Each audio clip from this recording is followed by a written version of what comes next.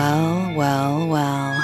I see you took my advice, but you'll still need to keep what was given to you, as the scenes of horror grow even more unimaginable.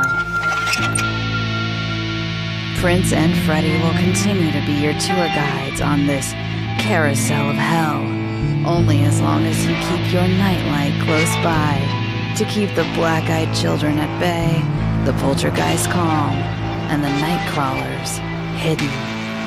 Hit the lights and sit back as we welcome you to Nightlight, a horror movie podcast.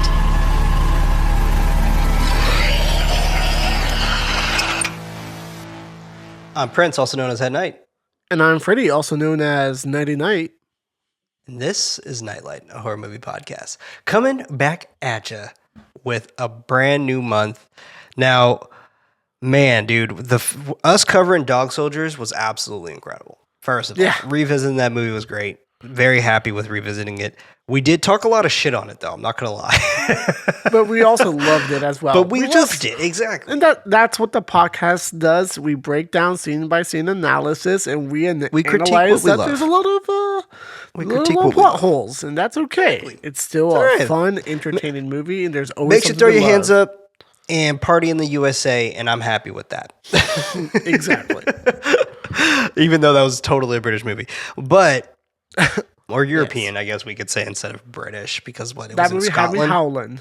It had us howling, and we're going to continue howling because this is our Blood Moon month where we're going to be covering nothing but werewolf horror movies, which so excited to get into the next one because this is the film that made me hate werewolf transitions.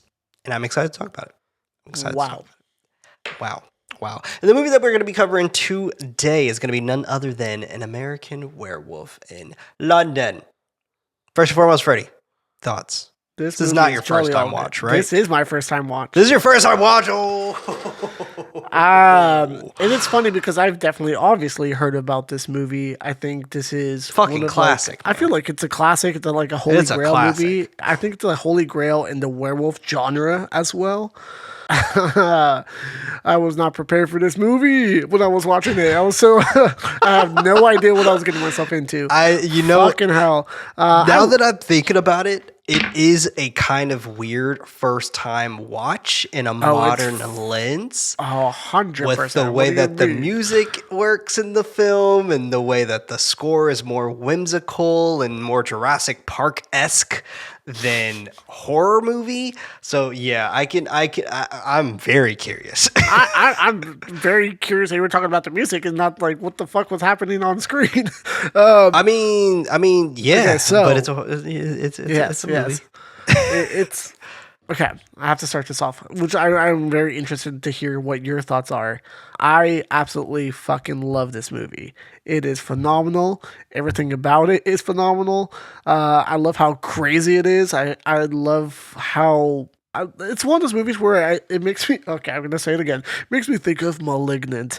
So a movie like this shouldn't have existed, but it does. And it's so cool to see like probably so much like creative freedom of like, yeah, I want him to have the weirdest dream sequences and we're going to create some chaos and he's going to see his dead friend and all the victims. Like just like the ideas in this movie is just like, who thought of this? And also, fucking I'm so happy you thought of it because it's unique, it's different, it's a different take on the werewolf story for sure. And I love how, I guess, cocky / confident our main protagonist is. He's Mr. Suave. He reminds me of Tony Stark type of character. Where he's like, he's very snarky, he's like very confident, but jokes around, but has charisma to him, but also has like good morality too. It's like, I'm like, playboy, but at the same time, also I care about my friends, and I'm sad that he passed away. I mean, kinda. Like he fucking ran from him when he was getting attacked. He ran back. He back. He was like, oh shit, Jack. He's like, oh wait, I forgot. You're probably dying. Fuck that, dude. Way too late. Way too late. Yeah, it's such an interesting movie, but I had so much fun with it. I think as a first time watch, I'm glad you liked it. I was pleasantly surprised, and I knew it was probably going to be good, but I fucking loved it. Yeah, I gave it 5 stars. I'm a huge fan of this movie, man. I love this movie. I do want to preface that. I do want to start before anyone fucking comes at us in the comments or whatever. John Landis, very, very controversial director. Very controversial director. Folks aren't familiar with John Landis's work. Obviously, he made American Werewolf in London. He directed the Thriller music video. He also is the director of Animal House, but he's most probably controversially known for The Twilight Zone, where during the scene for the Vietnam War scene, the helicopter, he kept having them redo it over and over and over again. He was very adamant of having extremely dangerous special effects like explosions and so on and so forth. When an explosion happened, the helicopter did crash, and it crashed on top of the actor and two children, and they died in the film. This was filmed. Jesus. Obviously, don't have access to this footage, but this was something that was filmed, and he went to trial for it. He was later, so I guess all of this can be more accusations-wise, but he was acquitted. It was a 9-month-long trial that happened, and I want to say it was around 1987. So it was, I guess, was that 6 years, I think, after the Twilight Zone movie? But Vic Morrow and those two children died. It was due to his safety negligence, and also the fact that he had those children working well past what they were supposed to be working. So it was also illegal child labor, and due to his part on rushing that scene, poor planning. So John Landis is extremely controversial, and I want to get that out there right now. We will not 100%. probably be talking about John Landis in terms of the work. We will be focusing mainly on the movie itself. Yeah, I didn't even know any of that, so thank you for bringing that up. Yeah, absolutely, man. Absolutely. Yeah, it's weird. It's Yeah, weird. But like yeah. if anybody wants to learn more about that, you included Freddie, and you probably already seen this actually. It's in Cursed Films. Yeah, so you might have seen it already, but I just wanted to preface that for everybody else that like we acknowledge that. We acknowledge that this Yeah. dude was not awesome. So probably still isn't. I don't know. I don't know. I don't know what he's doing now. I don't follow his work, and I don't follow him. So There you go. there you go. My thoughts on the movie itself.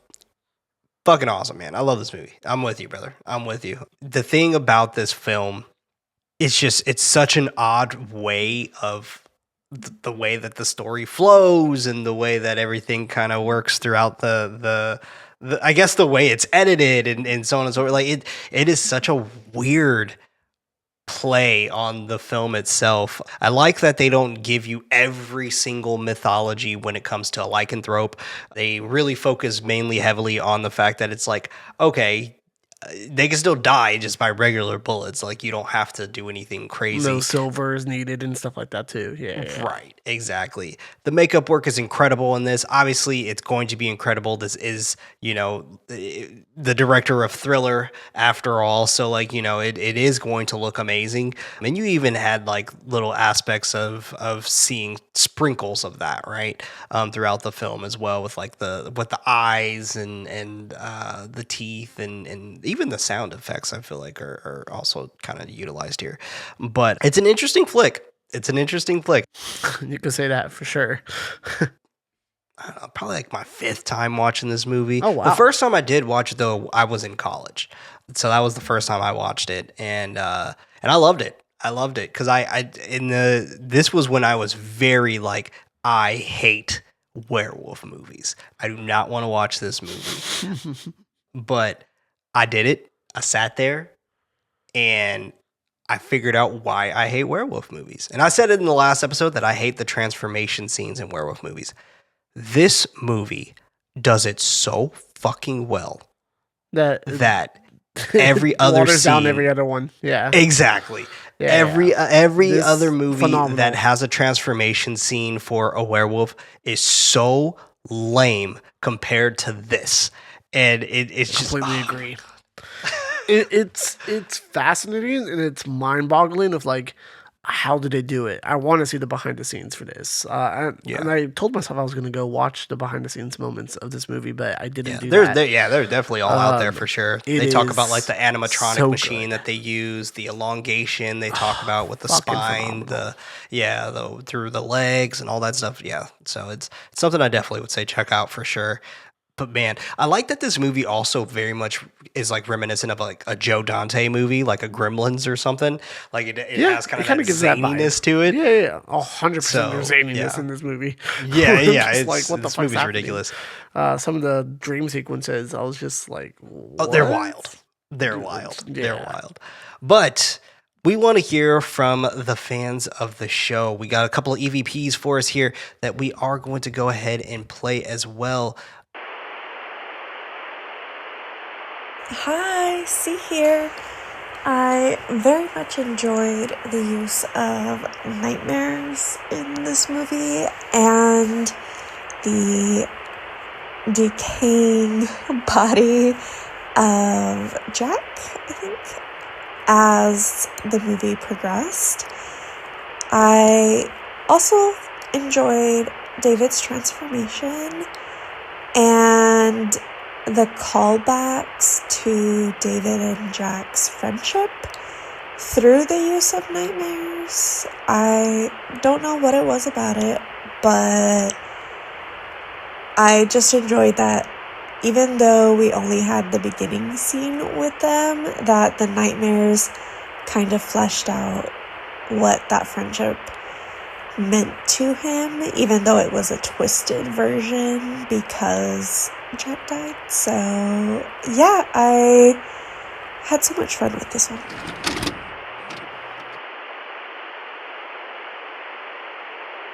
Thank you so much for sending that EVP. Very, very awesome to always hear your guys' thoughts. If you would like to share your thoughts as well, you can head over to patreon.com/nightlightpod. That's night with a K, and sign up for the Hellfire tier. And you can have your voice also on Nightlight Horror Movie Podcast. We want to hear from you. Shout it out. All right, man. You ready to jump in this thing, man? Let's do it. Let's talk about this crazy, wanky movie. Do it. This crazy, wanky movie. Let's go. An American Werewolf in London. Mouthful. Quite a mouthful. Directed by John Landis, released August 21st, 1981, runtime of 1 hour and 37 minutes with a budget of $5.8 million and a box office. You ready for this, Freddie? Are you fucking ready for this box office? $62 million. Hell yeah. In 1981. Yeah, that's for a horror movie. Brother, that's crazy. That's a hemisphere. Huge number. Like, that's crazy. That is crazy. You know, that shit was sitting at the box office number one for a minute. That's wild. That is like, man, in the 80s as well, like where a lot of slop was being made. Well, I use that in quotations, slop. I don't think it's slop. I love it, but it's just a lot of people didn't. I'm just curious if these actors were like really big stars back then. Yeah. The person who plays David, his name is David. He was a decent sized actor. David Naughton. Griffin Dunn, who played Jack, was a pretty decent actor who's done some things. Yeah. I think some of them still kind of do stuff. Like I'm just looking up right now. Yeah, he just did a movie back in 2023. There you go. In 2022, and like a lot of smaller movies, but still, like, damn, you're still going, still working hard. Yeah, still going. Yeah, Griffin Dunn, another one who has done quite a bit of different things. Actually, he was in Dallas Buyers Club. Okay. Yeah, Griffin Dunn. He's a great actor, actually. He's a fantastic actor. He does like reoccurring roles in The Simpsons. He's also in Only Murders in the Building. So he does like really, really good shit. He was also in The French Dispatch as well. Oh, heck yeah. Yeah, so good movies. Yeah, Griffin Dunn's probably the most, I guess, the busiest actor out of all of them. Yeah. They still doing it. Now, obviously, I gotta say it because one of the reasons why I love this transformation scene, and we'll get into the movie in just a moment, but one of the reasons why I love this transformation scene so much is because one of my favorite puppeteers. You probably already know who I'm going to say, Freddie. Jim Henson participated in this movie. He worked a lot on the puppetry in animatronics and things like that. And Jim Henson was the fucking GOAT, dude. Like it genuinely does not get better than him, in my opinion. Dude, who do you know who is dead right now? Like, who do you know? Jim Henson's not alive, but who do you know that had something from literally the fucking 70s, and it is still probably one of the most popular things, especially in children's TV till this day? Sesame Street, Muppets, Fraggle Rock. Like, it's just like that dude was an absolute mastermind. When you say that person left a legacy, this person left a fucking legacy. Oh my God, Jim Henson was that guy, man. He was awesome. Man. Left too soon, man. Yeah. Like, he was old as shit, but he left too soon. He left too soon because he deserves to live to 1,000. Yeah, exactly. Actually, he wasn't even that old. I think he might have died in the 90s, dude. So he was born in the 30s. So I want to say he died in the 90s. So what, he was what? Though, but that's still early, in my opinion. Yeah, 60s. No, I think that's 50s. He had to be in his 50s. Because he was. Let's look it up. Google's free. It's free. Yes, indeed. Google's free. He was born in 1936 and he died in 1990. He was 53. 53. Damn. He was 53. Damn. Man. Very young. Dude, he worked on fucking everything, dude. Labyrinth, Dark Crystal. And it's all the movies that still hold up very well. Yeah. These are movies that are still talked about till this day. Yeah. Man, dude. I heard someone even talk about the dinosaurs recently, and so I haven't thought of that movie or that show in forever. Best ending for a TV show, by the way. Best ending was for the dinosaurs. You remember how that ended? Do you remember that show? The extinction? I don't know. Yes, you're right. That's how it ended. They literally, it was the saddest thing I've ever seen as a child. Crazy. They waited to be extinct because they saw that the comet was coming, and they just waited as a family to be extinct, and that's how the show ends. Dinosaurs. Rules. I mean, that's kind of low-key how this movie ends in a way, where I'm just that's true. That is true. Gotcha. That is true. Oh, I forgot. We're talking about a movie. Yeah, the rating of 89% on Rotten Tomatoes, by the way. We open to a hillside, straight to the title card. A farmer with a truck full of sheep and two American travelers, Jack and David, pulls over to let them out. He points them in the direction of the town, warning them to stick to the road. Jack complains that he's not having a good time as they head in the direction of the town. As they're walking to town, they're having a conversation about how Jack wants to fuck his middle school crush. Cool. Eventually, they make it to a small northern English village. Their first stop is a pub called the Slaughtered Lamb. Dude, I'm in. I would go. What a sick ass name for a pub. Yeah. Why do they have the best names for their pubs, dude? like you remember in the World's End when they were going to all the different pubs and they all had the coolest names, man. They all had the coolest names. This would be on the list, without a doubt. The Slaughtered Lamb. Yeah. Imagine, we have the fourth Horseman in Long Beach, California, and the Fourth Horseman, I feel like is a very horror theme. Like if we had the Slaughtered Lamb as a horror themed bar, brother, make a kill. And as I don't even drink, pizza? And I'm gonna make it. Like I'll get my alcohol license. Horseman, exactly. Some good pizza at the Fourth Horseman. Some good pizza. Are we going this year? You think? What are you thinking? You think we going? I don't know. If they give us a panel, I'm in. I haven't heard back from them, so I don't think they are. Right on. Yeah, all right. Well, that's settled. Guess we're not going. David wants them to go inside, but Jack is pretty resistant. Everyone quiets down and stares at the foreigners as they enter, asking the bartender if it's okay to enter. She nods her head slowly, allowing them inside. They take their seat, and she takes their order, offering them tea since they don't have soup, coffee, or hot chocolate. At a bar? What are you, 4? What the fuck? David tries to I get it. They were trying to just warm themselves up is what they were initially trying to do. Yeah, but yeah.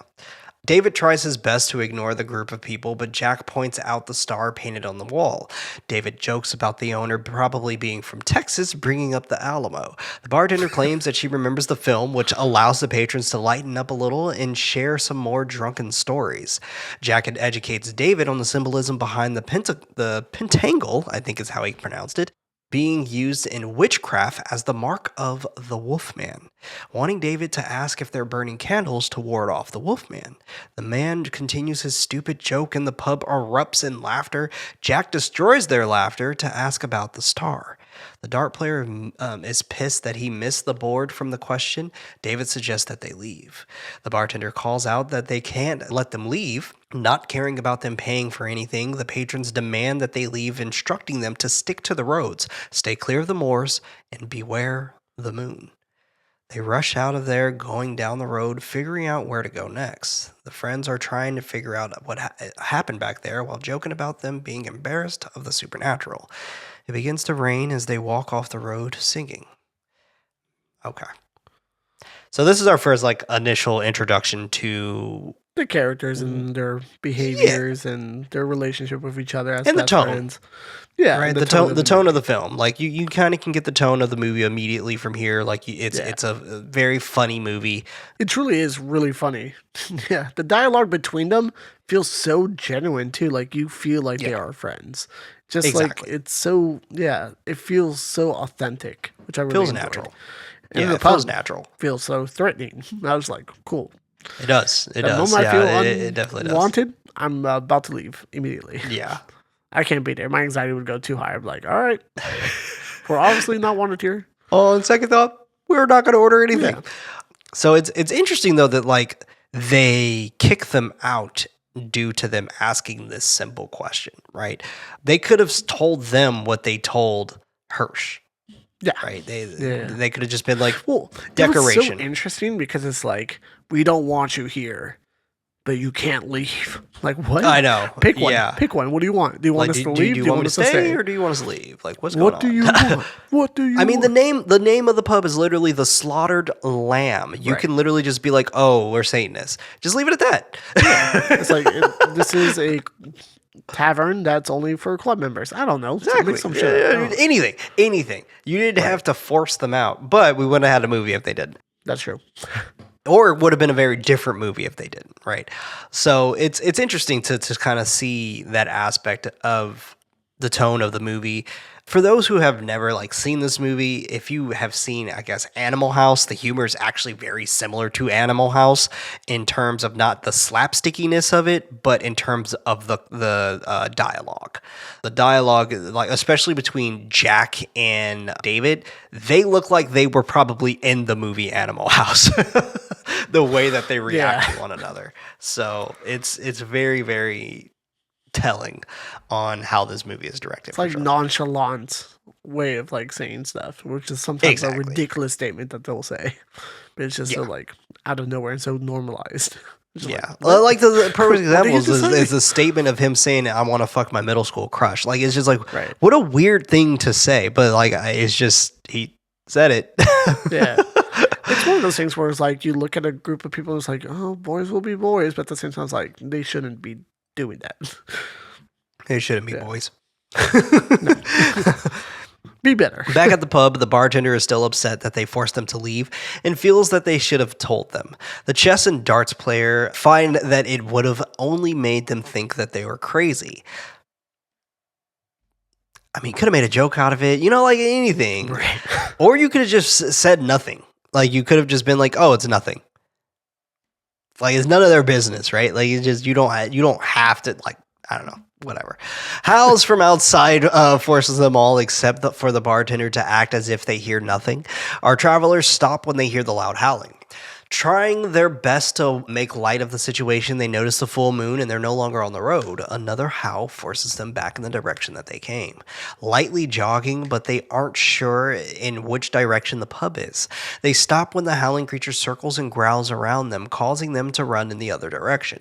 David trips, and right when Jack is about to help him up, a werewolf pounces on him, ripping him to shreds as he screams for help, but David runs in the other direction, going back for his friend, but it's too late.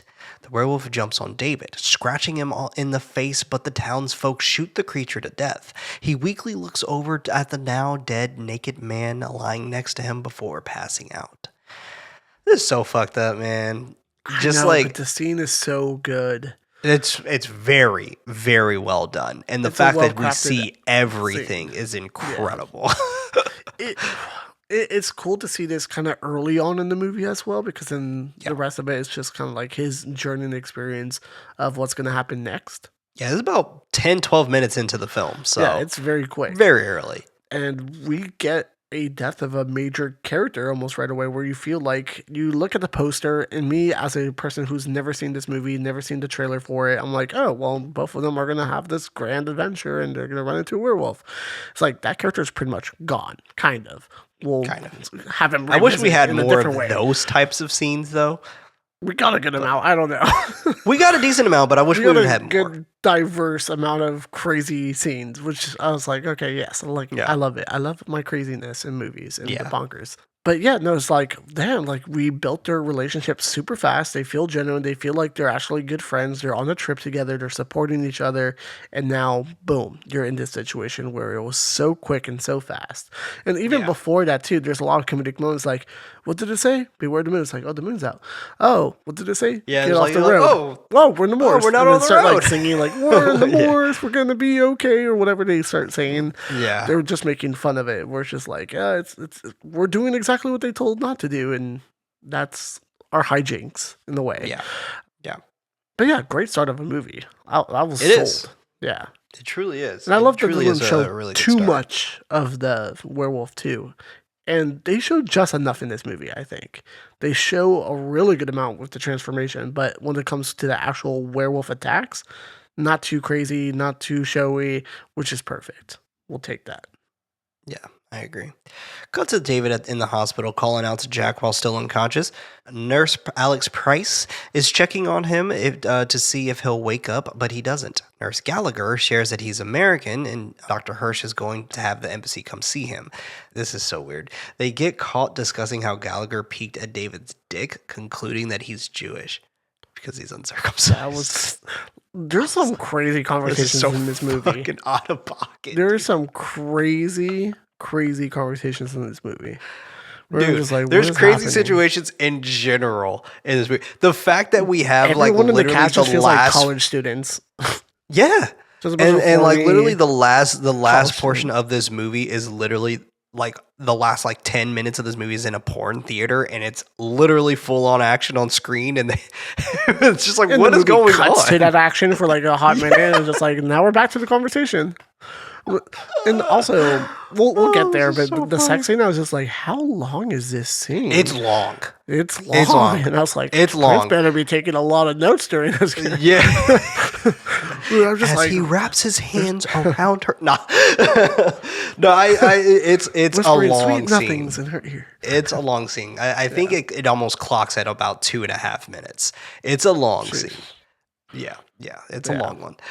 Cut to David. This movie's chaotic. This in the movie's best way. chaotic for sure. Yeah. Hirsch dismisses her while checking on David, wanting to know what he said before Alex leaves the room. He shares what happened, but it was caused by a man. He tells her to leave while continuing to check on David. A short-lived dream of running through the woods. When Hirsch calls out to him, he wakes up to Hirsch and Collins, wanting to know where he is. Confused that he's in London, finding out that Jack has died. He starts to panic after Collins shares that he's let his parents know. I guess his parents don't give a shit because that was me. If that happened to my kid, I would be on the next flight to fucking England. Right, 100%. No way. Come you on. stub your toe, I'm on my way. I'm on my way. I'm on my way. I will carry you. You're in the hospital, I will run. Dude, across not only oceans. was he in the hospital, he was in the hospital for like, what, 2 months or something like that, it said? Because like he was, I don't he even was know. like, yeah. At because least one he full was in a cycle of the coma. moon. I don't even know what that is. Yeah, for like a yeah, month. he then? was in a coma. And like, it's just like he was there for a minute. Hirsch tries to calm him down while Collins is just being an insertive asshole. Alex gives him a sedation while Hirsch shows Colin out. It's just like, yeah, dude, leave. He explains that David was attacked by a man, but he remembers that it was a wolf before passing back out. In his office, Sergeant McManus and Inspector Villiers ask the doctor some questions regarding David. They go to meet with him, and David tells them exactly what happened. McManus believes him, but Villiers doesn't. Since they have the body of a man, Villiers finds him in shock, but McManus thinks he's right, but is silenced by Villiers. They conclude that the case has been closed, leaving the room. David is shocked that there is witnesses, not understanding what they're talking about, knowing that he remembers, but he's worried about his sanity. Cut to David running naked in the forest, killing a deer by ripping its head off with his bare hands. After Alex checks on these kids, she asks the orderly about David, but homeboy ain't got time for all that. That dude was the rudest orderly. He was like, I don't know, I just hand out food. He is like, I just push things around. What if he's just like, I don't even work here. This is all rude. So I'm like, what? Like, damn, like, who are you? Dude, could you imagine though, like if he literally was just like, I don't even work here. I'm here like just to collect medicine. Someone handed me this uniform and I'm just here. Yeah. I'm just here. Looked fun. Turns out it's not fun. It's stressful. And I don't know who you're talking about. Projects on other people about how stressful it is. For real.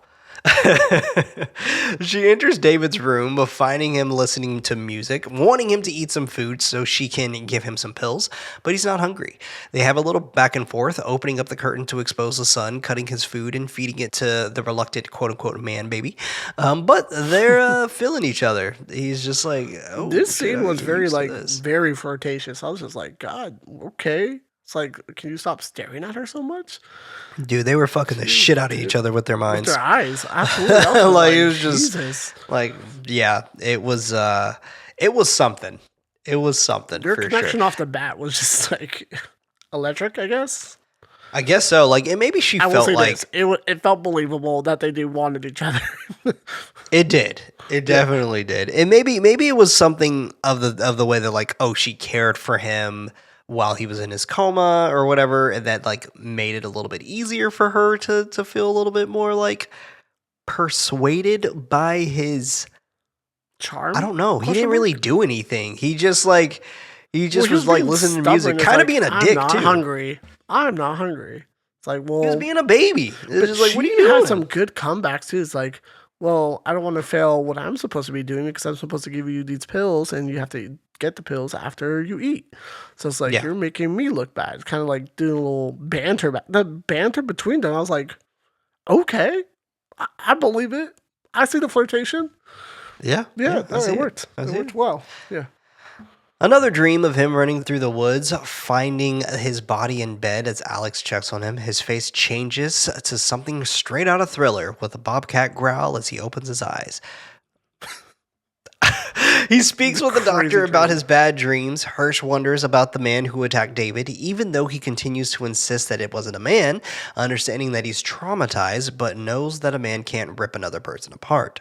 He checks David's, and he even tries to like, he was like, you'll be surprised. And he was just like, would I? like, would I be surprised? I mean, I get I don't know. All right. He checks David's healed and scarred wounds whilst David is trying to figure out why Hirsch doesn't believe him. Since the police are satisfied, he wants David to drop it. David no longer fusses, requesting that someone stay with him. Later that night, Alex sits next to him while he's sleeping. He wakes up complimenting her beauty as she stretches before reading A Connecticut Yankee at King Arthur's Court. Fade to David's family's home. His siblings are watching the Muppets while his dad is reading the paper and his mom is in the kitchen. This scene right here. Fucking crazy.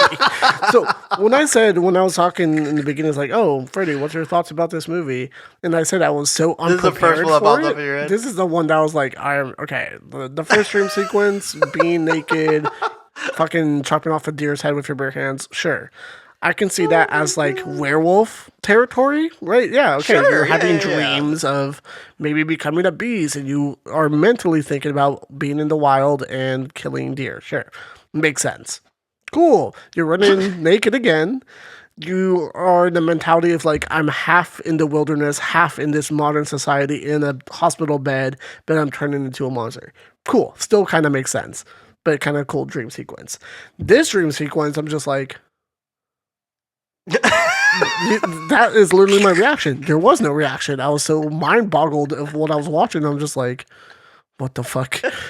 And then there's the later on in the scene where there's like a dream within a dream. I'm just like, okay, hold on, this movie is fucking with me right now. I was like, this seems like that's this movie is like right a here. gag. You're fucking with me as an audience member watching this movie, and I love it. I was just like, I love it too. I love it too. This scene's pretty miraculous. It holds no punches for sure. Repeated knocks at the door until his dad answers it, met with wolf-like monsters, almost like dressed in like Third Reich gear as well. Yeah, they're like soldiers. Yeah, they're it's interesting because I mean he is Jewish, so like it would kind of make sense for this to be the dream that he had, where it's like the wolf-like monsters who are also Nazi Germany as well. So like it would make sense, but it was interesting for sure because like the motherfuckers was shooting everybody. Non-stop. We talked about the last movie. It's like, oh, they have unlimited ammo. No, these motherfuckers have have unlimited ammo for sure. Shooting everything. And it's shooting his whole entire family. They shot the fucking shit out of his mom that she flew so far back. Great. It was awesome. Was phenomenal. It was awesome. If this was the movie, I would be completely happy with it. Oh yeah. It reminded me of like Mars Attacks a little bit. Yeah. No, definitely. Yeah. Actually, now that you humor in a way too. Yeah, it's very similar humor. Very similar humor. Ultra violent too. Oh man, that's so funny. They set his house on fire and slit his throat, which that looked good too, dog. Causing him to wake up, telling Alex about his nightmare. She goes to open the curtains, only to be met with another monster stabbing the shit out of her. God damn. It got me. I was like, yeah. Did it get you? Well, it was so random. It's like, all right, you're awake. And then she just opens the curtain and damn. Alex! Wakes up again. Should have done it a third time just to fuck with stuff. Third time the charm. Causing him to wake up, telling Alex about his nightmare. He wakes up for real this time, and an orderly brings him breakfast. Before he's about to eat his food, he sees his dead friend Jack, which the carnage on Jack looks incredible. Hold on. The amount of food on his plate is incredible. That's like it's a lot of food. They gave him hella stuff. They gave him like eggs, fucking bacon. They had like sausage on the side. I was like, yo, what kind of hospital is this? Check me in. But yeah, his dead friend. Continue. You know they didn't put no salt in them eggs. Them things was bland as hell. She's so disturbed by seeing Jack, but he's extremely chipper. His charm through the roof as he shares what happened at his funeral. David thinks that he's going crazy, but Jack tells him the truth about being attacked by a werewolf. And I like how he says it too. He's like, listen, David, you were attacked by a werewolf. Like I said, this movie is so nonchalant about like the material they say out loud, which is so funny. Like, it's really good, David, though. I'm sorry I'm upsetting you, but he keeps on saying that. But you have to understand. You have to do this. And it's like the most drastic thing that he has to do. I'm like, yo. Yeah, he was like, you have to kill yourself. Like, that's the only thing that will set this. I guess, fair warning, there's a lot of talk of suicide in this movie. 100%. There was one scene towards the end. I'm just like, yeah, we should have a disclaimer about this, which we'll talk about that once we get closer to a bit. Yeah, this deals with a lot of heavy themes. Yeah, but they deal with it, like you said, in a very nonchalant and chipper way that it almost makes it feel unbelievable. Which I mean, it's a movie about a werewolf. We'll talk about it. We'll talk about it. Yeah. Walking the earth in limbo until the curse of the werewolf is lifted by killing the last remaining werewolf, who is David. Wanting him to believe that he'll kill people, but David shouts and pages the nurse. Jack admits that he's lonely while talking to corpses, wanting David to take his life before he kills others. He sobs as Alex comes to his aid. He immediately kisses her. What? What in the sexual assault is happening here? Yeah, that's what sharing what just happened about him learning that he's a werewolf, scared of the transformation that Jack shared. They agree that he was dreaming before she invites him to stay with her at her place. What the fuck is going on? Quick. It's like, hey, you're being what is happening? How much time passed, Freddie? A week. God damn. She's been staring at him sleeping for a month. It's just like, yeah, you can stay at my place. Yeah, it moves very quickly. Now, I like how the doctor as well, he's kind of like saying like, hey, you sound crazy, but let's pretend to be sane for a couple more days until you're released, and you're not my problem. Like, everyone's so nonchalant. What with the these shit, crazy dude? Like, it's just, situations, too. it's crazy.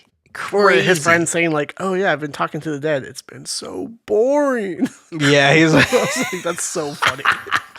Jack is such fun comic relief too, Oh, man. 100%. Oh my god, And, he's so funny. The makeup looks phenomenal. It looks The incredible. fucking Looks incredible. Like his scratches on flesh is face like and stuff dangling that. from his cheek, and Again. it looks great. I went in blind, and I was like, wait, maybe he's a werewolf too, and he survived, and that's why he's not dead. But now it's like, no, he's dead. No. But I was so confused when I saw him. I was like, what the fuck? It's like, Yeah. are you It's there? like, oh shit, Am he's I going here. crazy? The movie makes you feel like you're going crazy by watching the same stuff that you like. Yeah. The character's going through. Yeah, no, it really does. It you know what it reminds me of, and hang with me here. It reminds me of like Coco. Like, you know, in the land of the dead, and how Miguel is Sure. pretty much changing into pretty much dying initially. Yeah. Like, it reminds me of like what Jack is doing in this moment where, like, I wonder if David would have just waited the longer reverse and Coco. longer and longer. Yeah. Well, no, because he's dying, right? Like, because like if the whole concept of it is like if you are there and you're not on that ofrenda, then you die for good. Like your spirit's gone. Yeah, and you're no soul, disappeared. whatever, Gone. disappears. It looks like that's what was happening to Jack because his body was decaying every More and single more each time time he he showed would up. see him. Yeah, which was great to see too. It's awesome to see. And it has you think, like, well, if David would have waited, let's say David did not die, right? Spoilers for ahead, I guess. Let's say David doesn't die. If he would have waited, would Jack would have just, like, officially died? Yeah, like, would his spirit Maybe. have ascended out of limbo just automatically? Because it feels like that's what would have happened because his body was decaying each time more and more.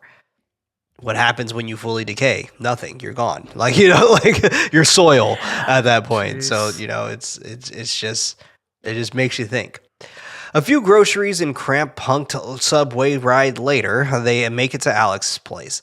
The subway ride was So awkward and funny now. The oldest, so he's awkward, really so- good at making so funny funny. faces. She And the gives him a reaction quick is so good. she gives him a quick tour. He complains about there only being one bed. I use complains in quotations here. About there only being one bed, which prompts her to reveal how many people she's slept with. It's like, I've only slept with 7 people. I'm like, 3 of them were a one night stand. yeah. I'm like, why are we getting Okay. so, like, what is happening? Oh, you know You what's have happening. a couch. We usually skip this part. Yeah, and boy, did he draw it out a little bit, huh? About to make a move, but she suggests that he watch some TV while she showers. He takes this as a prompt to be like, join me instead. And they pretty much fuck all night. They like, that's literally the scene. The scene is, Yeah. it's like 2.5 minutes, For a maybe very, 3. Very long time. Yeah. Very long time. I was literally sitting there like, I was just like, It's are funny we? because I live in a house come with on, other people too, so I'm just like, they're just hearing this maybe, I don't know. So I'm just like, I skipped maybe a couple seconds ahead where you can do that on the remote. It's like skip 15 seconds. Yeah. Skip 15 seconds. I'm Still like, going. Still fucking going. Still going. Skip 15 seconds. I'm like, there's no plot, so I don't need to see this. So I'm just like, Yeah, like click, literally, click, there was click. nothing really relevant Yeah. for us to have this scene. I guess it was just kind of there for us, but all right. It's like, right on, dude. Get it in, I guess, David. After they have sex, David uses the bathroom and looks at himself in the mirror, slightly closing it to reveal the more decayed Jack. They go into the living room to chat. David wants to know why he's there. David demands that Jack leave, but he reiterates that he needs to take his own life before it's too late. But David doesn't believe him. But Jack keeps pushing, trying to convince him of how serious this is. Alex wakes up, calling for him because she heard voices. He admits that it was just him going crazy. She ushers him back to bed. They discuss what just happened, wondering if she believes him. She notices that he's upset as he explains what happened in George Wagner's The Wolfman, and this is the original Wolfman, for those who are unfamiliar. The OG one. The OG, Bela Lugosi OG, but believing that only a werewolf can be killed by someone who loves them. So this is another thing, right? Where that's not true. Well, you know what's really kind of cool? A movie this old talking about like reboots. That's true. It's like, no, not that one. Yeah. The No, original not one. that one. Like, oh wow, it's like we've been Yeah. doing this forever. It's just Oh, reboots dude, and we've been requels. rebooting shit for forever. Yeah. Forever. That's why when people talk about like reboots and stuff like that, it really comes to a sense of practice where which reboot, or not even reboot, like which remake, I'll say, instead of reboot, which remake is the one that makes you forget that you're watching a remake. The right? Thing, for probably most people, to be honest. The Thing, The Fly. I feel like a lot of people don't know. Yeah, that's true. A lot of people The Fly. don't know. Like people in our like neck of the woods, right? And the horror fans, they know, but like The casual general moviegoer, audience members, right. they aren't going to know that, right? But same thing with the current generation, Gen Z, Gen Alpha, those two particular generations, they are going to have rebooted movies or remade movies that Which is is going to be their like, that OG is ones. their own movie. Yeah. They don't worry 100%. about that. So like, it's That we version already will see get it with rebooted music. in 10 years from now. Yeah, exactly. And they're going to reboot it again. So like when people say like, "Oh, I'm so tired of remakes and blah blah blah," it's just like this has been happening forever. Like remakes have always been around. That is nothing new, and it will continue to happen. And that's why I am very pro remake. Right. Yeah, I was like, hey, why not? The biggest thing for me, and I even just heard this on the interview with someone else who I'm trying to get as a guest on our podcast, but her first movie that she saw as a horror film was Carrie. Not Which the Carrie one? you're thinking of, the Chloe Grace Moretz one. Figured. And then she said that like, oh yeah, of course I watched the OG one afterwards, and I prefer the OG one. And I was like, that is my main argument always. Have the remake, have the reboot, whatever. It doesn't take anything away from the original. And if anything, it's going to create a new generation to look back and watch the original, and they can discover it. Exactly. And that's exactly what happened. Yeah. It's a cool thing. Yeah. It is a cool thing. It's a great thing. It's a great thing. And I think Just when let it them comes to happen. It's remakes fine. and we obviously can have this conversation forever, but like when it comes to remakes, there are obviously like ones that I would prefer over like I would like originals that I would prefer over this, right? Because like for example, what was announced just a couple of weeks ago, Mike Flanagan rebooting The Mist or remaking The Mist. And Carrie. And Carrie. Yeah, and that's Carrie. getting- My dude that's is the third very busy variation with the of it. King work right now. But like, and true. even then with his Carrie might be the superior Carrie, not because it's Mike Flanagan, but because it's going to be a show. So he can have a And full on it's like Mike Flanagan. fleshed out, and it's Mike Flanagan. But he can have a full on fleshed out. But I mean, that is not to take away from De Palma, though, right? I mean, like, let's just be real. Like that can't like De Palma's Carrie is. Oh my god, dude. So like it's something to think about because like his is going to be a TV show. As we're remaking The Mist, Frank Darabont's The Mist. I personally I'm one of those people who are just like, it's not that I don't want to see him remake that. It's been 20 years, but I just want him to make something else. Like I don't want him to have to remake that. Like I want him to focus on the Dark Tower series. Like that's a fucking expansive series that I would love Mike Flanagan to just work on. And like that's all I want him to do right now. Obviously, I'm not his boss, so I can't be like you have to. But I'm just in that boat. I'm in that boat right now. Not to say that I don't want to see it. Am I going to watch that shit? You bet your fucking ass I'm going to watch The Mist by Mike Flanagan. But it's just that's what I would prefer. But I will be seated day one. I will be fucking seated. You ain't gotta worry about it, dude. I swear to God, and I know this is probably gonna happen, and I'm gonna be so jealous if it does. While you're at South by Southwest, I guarantee you they're probably gonna show a secret screening of Carrie. I don't know. I don't think so. You don't think so? The first Like, as a TV episode, show? I don't think so. they did it with Fallout. No, but they had a whole thing for Fallout. They had a whole activation. I was in Fallout with their weird area thing. Yeah, they would that's true. promote it. You think so? Also, South by Southwest doesn't usually have like secret screenings. Sometimes they'll have a like last minute announcements. I know Civil War for A24 was like a last minute announcement. I was like, well, I fly the day before that. But yeah, it'd be. I mean, I hope you're right. I hope you're fucking right, because I will be Hope there. I'm right too, Unless because I would fly out the love day before. to. I would love to know if you saw it or not. So yeah, well, we'll see though. We'll see. It's supposed to come out later this year in October, so that's why it made me think of like some festival is going to have to run it, and it's either going to be Fantastic Fest or it's going to be South by. Like or TIFF. He really likes TIFF, but so we'll see. Cut to Hirsch driving down to the location of the attack. Bro, we were so off topic. It's pouring when he makes it back to the slaughtered lamb. He orders a drink, commenting on what happened to Jack and David. The patrons are shocked as he continues wanting to pinpoint that this was the location as they try to play dumb. The chess player wonders where he's from. Hirsch sits down for a game, sharing where he's from before asking about the star on the wall. The bartender excuses that it's an old tradition. They're like, not going to make that mistake again. That they're planning on painting over. He goes back to the murder that they apparently haven't heard of. The chess player wonders if he's the police. Hirsch shares his profession and the situation about David's talk about werewolves. The chess player doesn't want to play a game of chess with him. The patron at the bar excuses himself that he needs to check on his dogs, while the chess player claims that they're fine. They all continue to be short with Hirsch, and he finally leaves. All right. Before getting inside the car, the patron is waiting outside in the cemetery for Hirsch. He tells Hirsch that David is in danger and that he will put others in danger because he hasn't taken this message from our sponsors yet. And we're back. He just pretty much was just like, yo, homeboy's going to change in the full moon.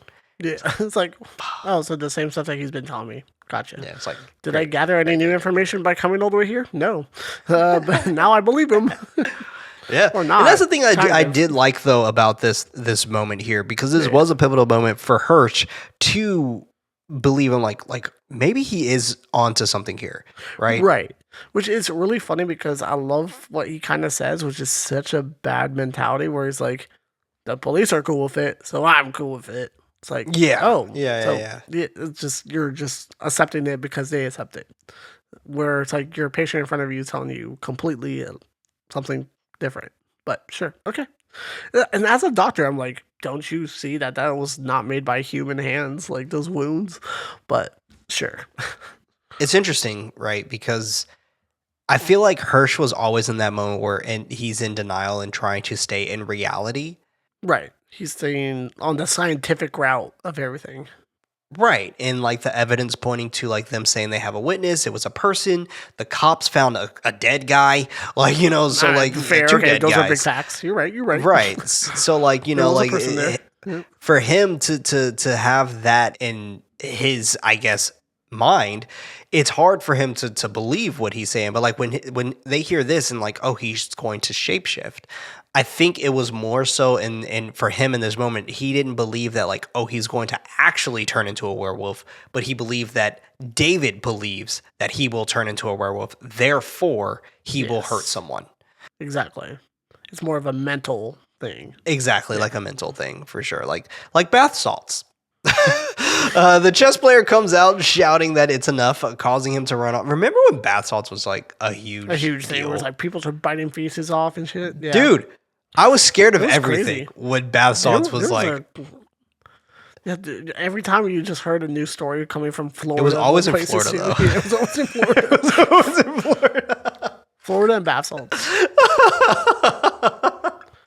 Florida is Grand Theft Auto. Like, Florida. You know what's so funny? Because like Florida, like the way we think of Florida, of being like everything crazy happens in Florida. Yeah. Dude, the way we think of Florida is like that. Everyone in Florida thinks of LA like that. Which I'm also thinking like they're not wrong. LA is fucking crazy. You know what? It could be like a fun game. It's like a matching game. It's like you only see the headline. Is it Florida or California? You have to guess which one's the right headline. And guess where which one's which. Yeah. Guess which one's which. A crocodile eats a pet bird. What? California? Oh, I would have never guessed that. I would have never guessed Florida. it. Never guessed it. Like, yeah, it's a random alligator farm in Palm Springs. Damn it. Shout out to the weird shit that happens in both states, right? Yeah. Alex is off of work, telling David to call him if he gets too anxious. Two laughing children allow their dog to bark at him before walking off. This was weird. The kids were weird. Yeah, they were like They were just like oh laughing. yeah, They're like, he gonna eat them first. Like should have been. he's about to go back into the apartment, but the door is locked. So he breaks through the window, ignoring the hissing cat. He growls at himself in the mirror, checking his teeth before turning on the TV, flicks through the channel, and then turns it off. Montage of David trying his best to fill the boredom while trying to shake his chills. At night, Alex is checking on one of the children patients. And it's just this kid who just repeats no over and over and over again. No. Not important. Meanwhile, David is trying to read. I have to say, I have to bring it up because it's fucking weird. She says something to him. It's like, oh, does your parents beat you or something like that? And he's like smiling. Yeah. No. No. It's like, wait, why? It's like, I hope he would say no. Watch that the one time he says yes. He's like, yes. He's like, yes. Just starts crying. He's like that little kid on that meme. Yeah. It's like, do you miss your friends? No. No. He starts crying. Yeah. Yeah. Meanwhile, David is trying to read, dripping with sweat before crying out, ripping his shirt from being too hot. I like how this comes back later.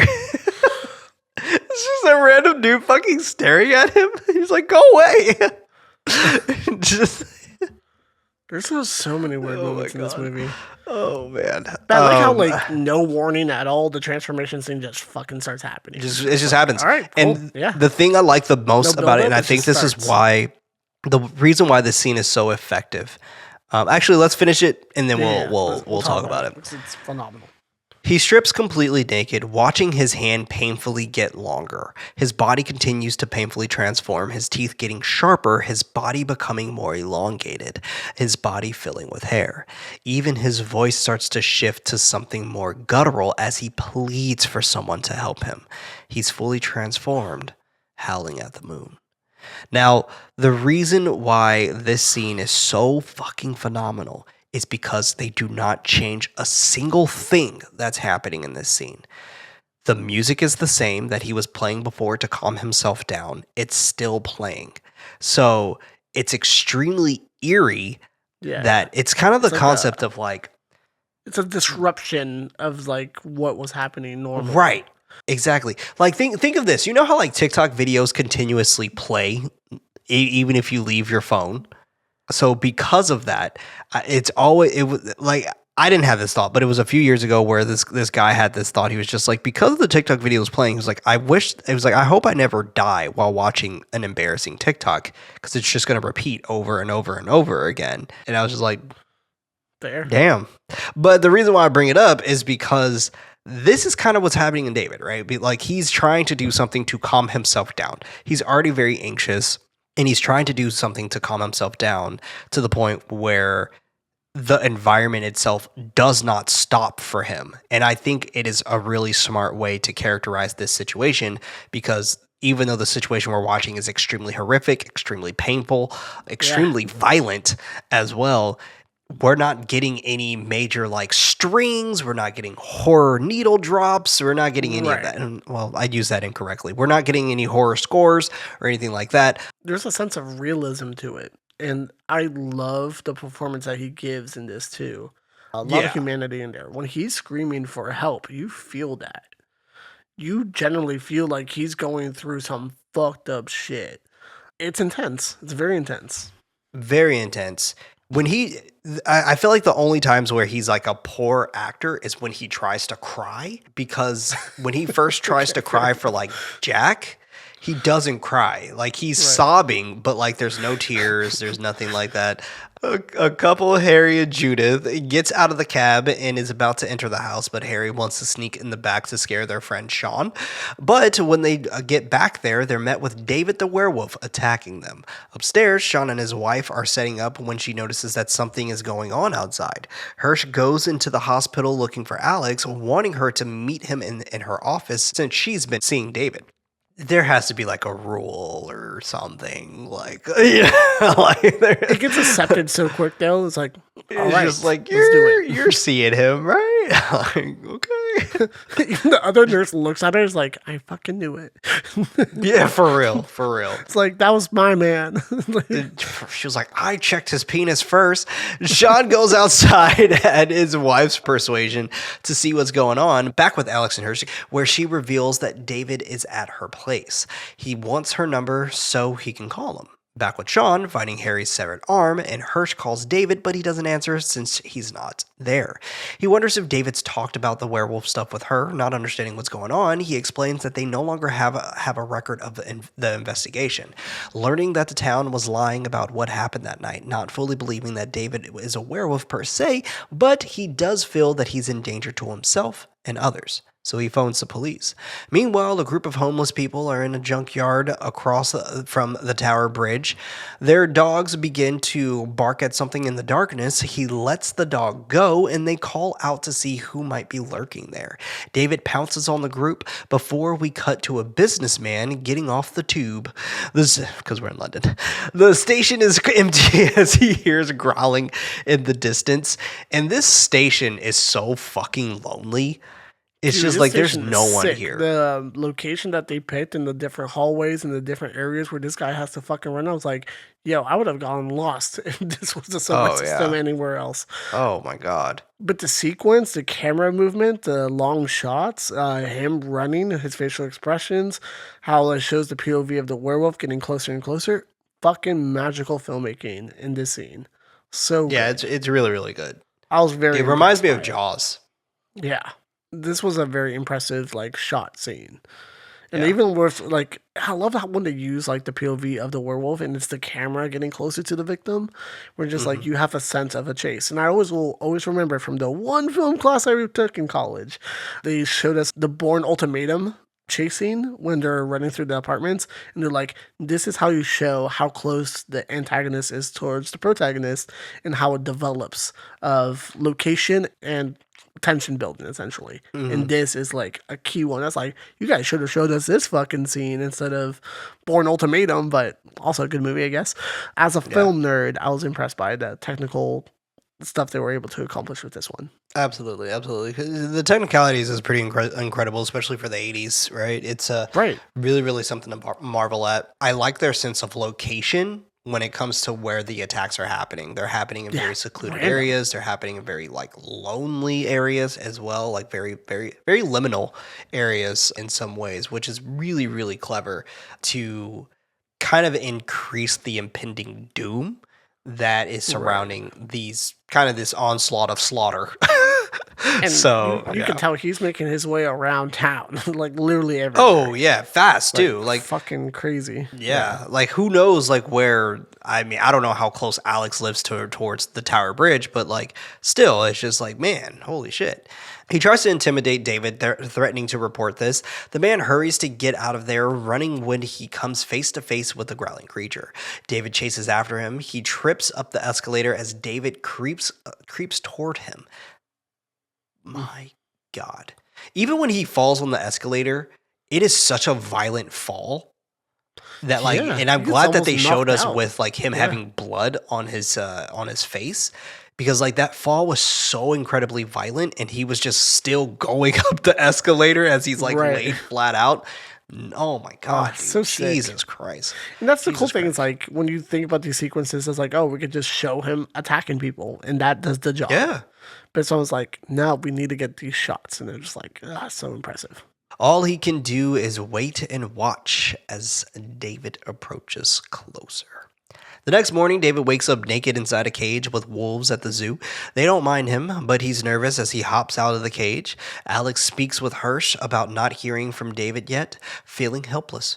David is hiding behind trees, trying his best to not be spotted while trying to escape. He runs into a woman, excusing himself, and running behind another bush, bribing a little boy to steal his balloons.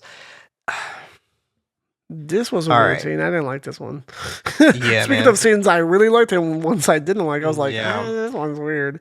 Yeah, Come this was a over here. weird, I didn't like very, any of very it. weird scene. This did not have to be filmed. No, I didn't like that. This one was at all. like, I don't give a shit if it's a movie and they're acting or whatever. Like this, it's just the subject matter is just fucking weird. To have in a it's movie. odd, dude. Like, and he was legit butt ass naked. It was just like you couldn't just have him in like his underwear or something. Like it was just like I get it, they were trying to be funny, but it was just like this wasn't funny. This was just super uncomfortable. Like I could hear that one person be like, "Soft." Put that person on a list. Put that person on a list. You Whoever done says that. like a balloon man vendor or something like that. The fact that it's a kid is even just weird. Yeah. I don't know.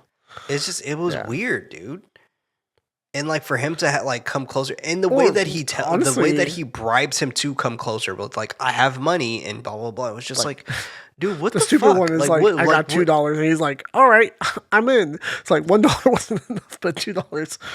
Yeah, this is the John Landis dumb. problematic shit that I'm talking about, Exactly. right? Like, I mean, like obviously that and the sexual assault, the nonchalant sexual assault that he has within his, and granted, like it's the 80s, so like a lot of movies did shit like this. That is just not okay, but it just was extremely uncomfortable, uncomfortable. Like I was just like, oh man. Honestly, the whole entire sequence doesn't need to happen in general. It's like he can wake up naked in the cage and then like, all right, cut to him back at just the have him go apartment. home. Yeah, like none of this needed to happen. or it would even be funny if you're because obviously they're doing it for comedic. Whatever the fuck they're trying to do with the joke. It's like, it would have been funny if he was in like the woman's coat as soon as he walks through the door and she's like, what, whose woman's coat? It's like, trust me, you don't want to know. It's like, oh, that's funny. Yeah, exactly. That would have been the fine. audience some like mystery of like, oh, there's some hijinks that happen to get to the apartment, but we don't need to see it. Yeah, no, we definitely don't. Meanwhile, Hirsch snags a newspaper that has the headline of people being found half-eaten. David eventually makes it back to Alex's flat. He's extremely chipper, rushing back to put his clothes on. Alex follows him, and he admits to not remembering much besides the recent events before waking up naked at the zoo. Hirsch calls her, and she shares what happened to David before he arrived. He's concerned, wanting to know if his behavior has changed and if she's read the paper. David growls and kisses her. Hirsch wants her to bring David to his office so he can check him out. On their way to the taxi, he's extremely excited and frisky, and by excited I mean like bound chicka wow wow. He's like, let's do a quickie. It was just like there's a lot. Yeah, it's like there's a lot happening going on. There's a lot happening right now. Yeah. While kissing and rubbing up on her, the taxi driver mentions the 6 murders. I was like, fuck, dude, 6? God damn, he was busy, which makes sense. That was the 2 couples, the 3 homeless people, homeless folk, and then the one business guy. man. Yeah. So, damn. Alex chases after him, wanting him to stop, but he's already on his way to the police, knowing that Jack was right. He interrupts the picture of an officer wanting to be arrested. Alex tries to calm him down, but David claims that he doesn't know her, continuing to make a ruckus. The police don't end up arresting him, even though he's continuing to shout. I was just thinking to myself, I was like, damn, if he was black, he would have been arrested immediately. No way. Actually, he's like silly Americans. Like, you guys are so crazy. Come on. Yeah, I would have arrested him. He was crazy. For real. David tells her that he loves her, knowing that he killed those people last night, even though he can't remember. He kisses one last time before running away from her. Hirsch is speaking with the detectives with Alex about David. They aren't convinced that he had anything to do with these murders, still promising to find him. Meanwhile, David is on the phone trying to call home. His parents aren't home, but his little sister Rachel is home. And this is the part that Freddie was referring to earlier that we want to give a quick little trigger warning on. It's suicide ideation. He sends them all his final message that he loves them, wanting her to tell the rest of his family. He hangs up, swallowing back tears while holding a pocket knife to his wrist. But he's not able to go through with it. When he leaves the phone booth, Jack's decaying form is across the street. He goes inside a porno theater to meet with Jack's skeletal remains in the back. Jack leads with, quote, "I told you so," end quote, bringing up the fact that he woke up at the zoo. He shows him Mr. Bringsby, the man he killed inside the subway, forcing guilt onto David, reiterating that he must die. Jack introduces him to the rest of his victims from last night, reminding him that he must kill himself. They go over a list of ways that he can take his own life, enthusiastically landing on him using a gun. This was a crazy scene too, which This I scene actually was really enjoyed. nuts. I was like, oh, it's cool that like all of his victims are now haunting him. Yeah. Yeah. It's clever.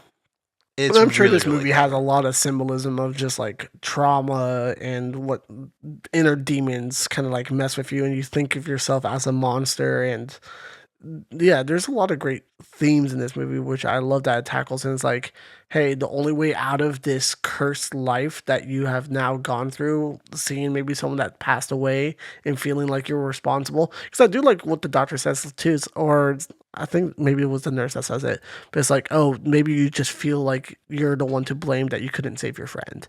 And the whole movie could be symbolic of that. Maybe he never had to turn into a werewolf. He just has all of this inner demons and sees himself as the monster. And the only way he can think of getting out is suicide. And that's a sad reality where a lot of people kind of go through that. And I feel like this movie's like, no, there's so much more to life. And it's a tragic ending for sure. I think it shines a lot of light about mental health as well, which is good. Yeah, I think it can for sure. It is interesting though because like when we utilize werewolves or creatures in general, right, as like a metaphor, I feel like it does need to pinpoint to making itself as clear as possible to Yeah. get that fully out of it, right? Because like let's take Ginger Snaps for a perfect example, right? Like Ginger Snaps, it's specifically a teenage girl who turns into a werewolf, or in even Jennifer's Body, same kind of concept, right? Where you have all these things that are changing within you hormonally and so on and so forth. Like, and I think it was Molly Henry who has a beautiful article. It's one of her favorite movies. And shout out to Molly, a really, really good friend of ours. But she had made this beautiful article about Ginger Snaps and how she initially calls it a period piece, right? And how it's more of about like the cycles of menstruation and so on and so forth. And she even was on our show. She covered Ginger Snaps with us, and that was one thing that she brought up as well, of how that all kind of like plays out and The transformation of the human body going through stuff that's just so of a teenage and girl's weird for a body teenage girl. Yeah. and so on and so forth. Even after all of that, they continue sharing other horrific ways he can go through with it. Now night, David is still inside the theater when he begins to painfully transform, which it's hilarious because he's transforming inside this porn theater, and I guess like because he's moaning and groaning very loudly, like it all mixes in with the same sounds. Yeah. Yeah, it kind of just like, oh wow, he's having fun back there or whatever, it's just like but someone stands next to him and starts watching him as he's like still in pain, shouting for this man to go away. Just, get away from me. I'm changing. I'm like, what the fuck? The two workers hear a howling scream, and he told them to run. And one of them rushes to check it out, just to be met with David ripping a chunk out of some guy's shoulder. When a cop goes inside, he finds nothing but porn, carnage, and a fucking werewolf. He runs out of the theater, slamming the door shut, shouting for reinforcements. It brings in a crowd. The two detectives then arrive. David smashes through the gate, ripping Villiers' head off, running in the middle of the street, causing nothing but chaos and death as cars pile up on top of one another, people getting ran over and people getting trampled. How fucking shocking was that to see that guy get ran over, dude? No, the whole movie the is whole shocking, thing. but People this getting scene fucking too? chucked out of their windows. It was insane. Well, the big thing with like werewolf movies and stuff like that, you never see them like in the public eye or something like that. Like there's so many people around actually seeing this go down, and people are literally getting attacked right in front of each other. And the decapitation scene was fucking crazy too, and it just like rolls off the fucking road. Bro. And then the car crashes were so intense. Yeah. And it just kind of reminded me, like, oh, got milk throwback. But no, like the car crashes were so insane. It's like a pile up, and people are getting like run over, and people are getting hurt. And I was just like, this is a werewolf movie I've never seen do this type of stuff before. Like this movie takes some huge swings, and they do. It works. They definitely do. They take some major swings. They did make a second one. They made a second movie. I don't know if I want to watch it if it's not good. You don't. Okay, cool. It's An American Werewolf in Paris. Okay. So interesting. Yeah. This one came out in the 90s, which I did see first. I saw this one first. And I saw this one as a kid. I don't remember it, though, because I don't think I've ever revisited the movie since. And you're like, But- I've seen this movie X amount of times, and the other one's like, yeah, just once. Yeah. I'm good. Yeah. I'm good. I'm Yeah, good. fair enough. Hirsch wakes up Alex to tell her what's going on at Piccadilly. The police chase David down a dead end, sealing off the street while the big guns prepare to shoot him down. Alex and Hirsch are almost there, and she hops out of the car as police cars speed past them. David's howls fill the air as she pushes her way past everyone, ignoring Hirsch's cries as she goes to David, cautiously approaching his new form as she warns that he's going to be killed. She pleads to help him, professing her love for him. He's about to pounce on her, forcing the special forces to open fire. His body shifts back to normal as he lies there, and Alex sobs as everyone approaches. Then, credits. Immediate credits. As Immediate soon as he credits. That's how the dies. movie ends. And I'm That's just how the like, movie whoa, ends. what the fuck? Even Yeah. that caught me off surprise too, and I'm just like, you know what? I fuck with it. I fuck with like no resolution, no nothing. It's just a somber ending. Sure. I was like, Yeah. yo, this movie fucks. That's the best way I can explain it.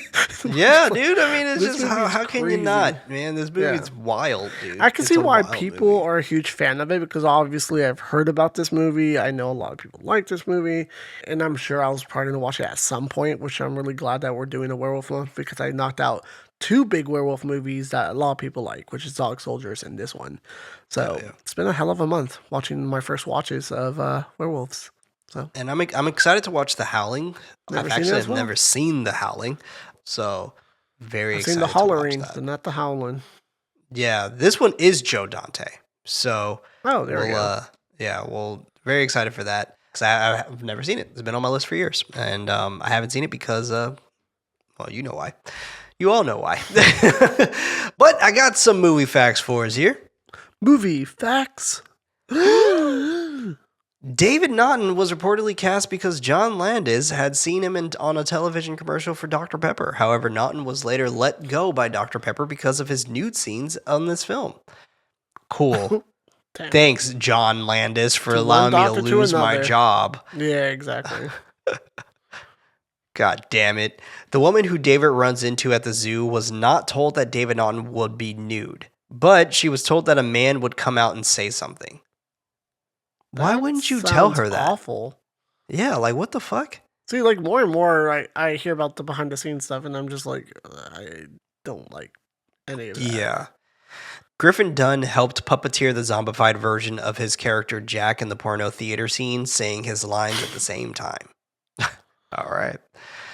All of the people gathered around the porno theater at the end really thought that there was a wild animal inside the theater. John Landis didn't tell any of them that it was fake to get the right reaction out of everyone, so when it burst out of the theater, some of the screams were genuine. Again, interesting. Why aren't you tactics. telling people this stuff? Yeah, that's weird. And it's also weird that society is like, oh, there's a weird creature in here, and everyone kind of goes towards it. Because that's what the whole crowd does. They all like, I need to see or need to go up there. Like, no, the fuck, if I hear that shit, I'm out. In order to get the movie down to an R rating, director John Landis had to tone down the sex scene and cut out part where a piece of toast fell out of Jack's undead throat. Landis also edited out a scene where the werewolf kills the three homeless men after preview audiences freaked out. He later had regrets about his edits. The toast one Bet you sounds did, cool. you sick fuck. The longer sex scene is kind of crazy to me. Yeah, I don't know if it was longer, but it might have been more revealing. But Oh, well, still even weirder. Yeah. yeah, I don't know. Yeah. I don't not know. It's necessary, interesting. but Sure. Very interesting. Both David Naughton and Griffin Dunn recall telling director John Landis that the lack of silver bullets to kill David meant he could have survived, and this could become a franchise. The director told them in no uncertain terms that there would be no sequel. Ironically, Landis himself later considered making the sequel, An American Werewolf in Paris, in 1997, but the studio passed on his idea, and the final film doesn't continue David's story. So there Interesting. you go. There you go. Jesus Christ. Oh my God. We'll go ahead and do one more and then we'll go ahead and wrap on up here. We'll go ahead and do a nice little juicy one. In this film, Silver Bullet 1985 and Curse from 2005, characters who've been recently turned into werewolves end up having disturbing nightmares about lycanthropy. In this film, David Kessler has a few nightmares. However, the one nightmare that stands out is where David is back at home with his family and they're attacked and killed by werewolf Nazis. There you go. I was right. In Silver Bullet, Reverend Lester Lowe has a nightmare where his congregation ends up turning aggressive against him, turning into werewolves and attacking him. In Cursed, Ellie Myers has a nightmare where she is having heart-to-heart with her boyfriend, Jake, only for it to turn horrifically when she partially morphs into a werewolf and attacks him. Fun times. Fun Dreams. times. Dreams. Dreams be crazy. But we definitely want to let know what you think about An American Werewolf in London, because we want to keep this conversation going, and you can do so by heading over to our Discord, hanging out inside of our Spotify comments, or hanging out inside the comments on YouTube. That's right, motherfuckers. We are available on YouTube. So if you would like to head over to YouTube and check us out, do so, because we ain't got no subscribers. so subscribe, hit like buttons, do all the that things. like button in the face. Yeah. In the face. I've heard someone say that before. Smack that works, like I button in the guess. face. Hit subscribe. So do all the cringy things that YouTubers say. Yeah. And do it all. Do it all. But before we go, we need to give a very special shout out to our patrons, and we're going to go ahead and allow our community manager, Allison, to go ahead and take it on from here. What is up, ghouls and knights? Thank you so much for our support. We love you. We are grateful for you. And here is our personalized list of all of our besties. Michael Avery, a.k.a. Southern Knight, a.k.a. Night Quill, when she falls asleep on our watch parties. We love you so much. Kevin, Gia, Alice, that's me, Allison. Sarah, my Twilight bestie. Jasmine, Kadrea, Firefly, Raquel, Dim, my pit watch party, who graciously waited for me to watch the next episode. I love you so much. You're the best.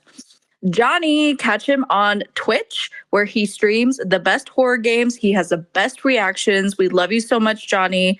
Kelly, Rain, our amazing marketing manager. Appreciate her work, where I will hunt you down. Thank you so much. Carrie, Chantal, and Joe. Catch him on Twitch as well, and join our weekly watch parties where you can catch his incredible commentary. Also, Kevin is going to be my date to a wedding. Thank you so much for not leaving me high and dry. I appreciate you. You're the best. Join our Hellfire tier, and you can get your personalized shout out by yours truly. We love you so much. Thank you all so much for being patrons of the show. We truly could not do this without you guys. I love that Allison does these every single week, and she always sounds so happy to do them as well. So thank you, Allison, as well, for doing this for us and, you know, shouting out all of the lovely people who support this show, because without any of you guys, we would not be able to continue doing this. So thank you all so much for supporting the show. If you would like to get your name shouted out on the show, you can do so by heading over to patreon.com/nightlightpod. That's night with a K. And you can sign up for our $1. Yeah, I think it's more than that. Sorry. At our $10 tier or above to go ahead and get your name shouted out on the show. But our $1 tier, you can vote for the movies, and you can also have access to the show early. So that's also fun. But next week, we are going to go ahead and talk about The Howling. I already kind of announced it, so my bad. I realized it a little late. But we're going to talk about The Howling. Very excited to check this one out because I haven't seen it. So, and I know you haven't seen it as well, right, Freddie? Nope. First time watching again. Right, perfect. I'm in. So super excited. Super excited. Yes. Gonna be able to hop into that. But this was Nightlight, a horror movie podcast. I was one of your hosts, Prince, also known as Head Knight. Alongside me, we had Freddie. Oh, didn't howl this episode, so I had to do it. That's fair. Also known as Nighty Night. With your help, we can reach more ghoulish nights with your recommendation for the show. If your podcast app allows you to rate our show, consider us a 5-star rating, as it really helps us out a ton. For extra horror-related content, head over to patreon.com/nightlightpod. That's night with a what?